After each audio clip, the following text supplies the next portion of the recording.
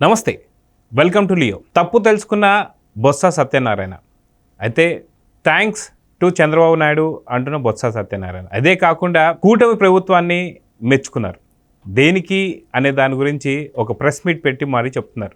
ఏంటి అంటే parents teachers meeting ఏదైతే ఉందో ఎంత సక్సెస్ అయిందనేది ఇక్కడే తెలిసిపోతుంది. బొత్స సత్యనారాయణ గారు థ్యాంక్స్ టు చంద్రబాబు నాయుడు గారు, లోకేష్ గారు అండ్ కూటమి ప్రభుత్వం అని చెప్పేసి చెప్పారు.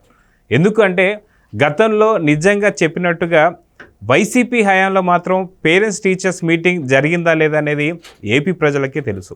ఎందుకంటే ఇప్పటిదాకా ఎప్పుడు జరిగింది కూడా సంవత్సరానికి 3 సార్లు మేము కూడా parents and teachers meeting conduct చేసామని చెప్తున్నారు. కానీ ఏపీ ప్రజలు ఎవరు కూడా నమ్మేటటువంటి పరిస్థితి లేదు.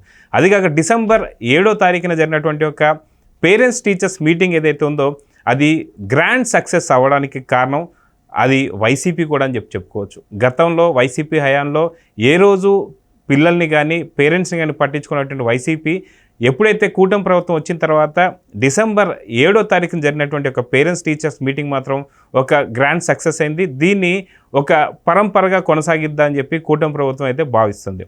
ఎందుకంటే పేరెంట్స్ చెప్పినటువంటి ఒక కొన్ని సలహాలు కావచ్చు, కొన్ని సూచనలు కావచ్చు, అది కాక కొన్ని ఉన్న సమస్యలు కావచ్చు, ఇవన్నీ కూడా తీసుకొని ఏదైతే కూటమి ప్రభుత్వం అన్నిటినీ కూడా పరిష్కారం చేస్తా అని చెప్పేసి ఒక హామీ కూడా ఈ పేరెంట్స్కి ఒక మంచి భరోసా కింద చూస్తున్నాం.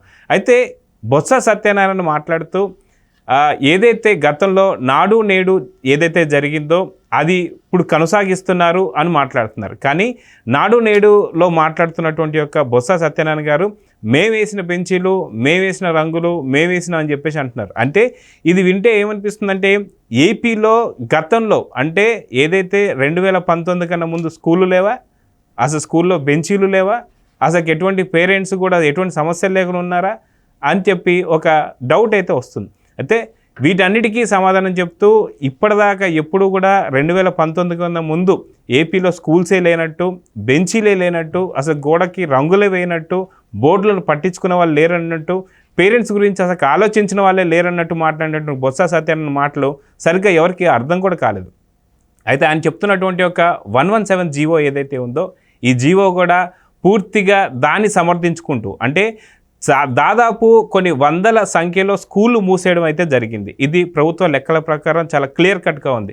దాన్ని ఆయన సమర్థించుకుంటూ ఏదైతే ఒక క్లాస్లో 19 కన్నా మించి ఉంటే 2 టీచర్లు లేదా 1 టీచరు అలాగా ఉన్న స్కూల్స్ని మాత్రం మేము విలీనం చేసామని చెప్పి మాట్లాడుతున్నారు. కానీ విలీనానికి పూర్తిగా స్కూళ్ళు మూసేయడానికి మీ ప్రాంతంలో ఉన్నటువంటి ఒక స్కూల్లే సాక్ష్యం కింద మనం చూడొచ్చు.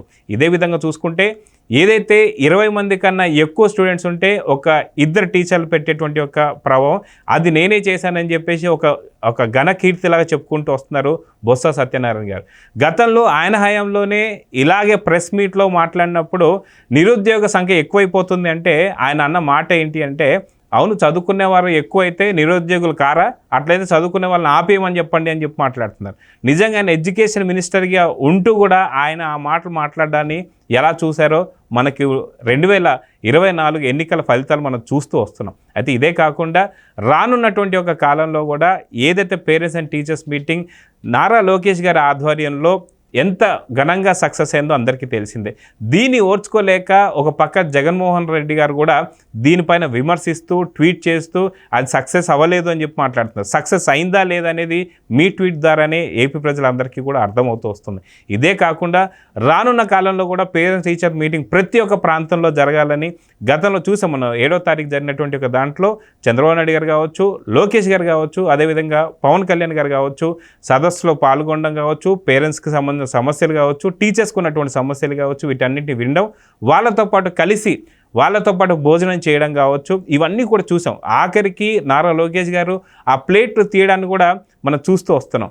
ఇలాగా గతంలో ఎప్పుడైనా జరిగిందా? గతంలో 2019 నుంచి 2024 దాకా జరిగింది ఏంటిది అంటే మనకు స్కూల్స్లో బోర్డుల కన్నా పక్కన స్కూల్ బయట ఉన్నటువంటి కావర్లో గంజాయి చాక్లెట్లు చూసాం. అదేవిధంగా ఆడపిల్లల్ని ఎలాగా వాడుకున్నారని చూసాం. చిన్న పిల్లలైనటువంటి యొక్క మగ పిల్లల్ని ఎలాగ వాళ్ళకి గంజా అలవాటు చేసి ఏదైతే దాడులకు పాల్పడినటువంటి సందర్భాలు చూసాం.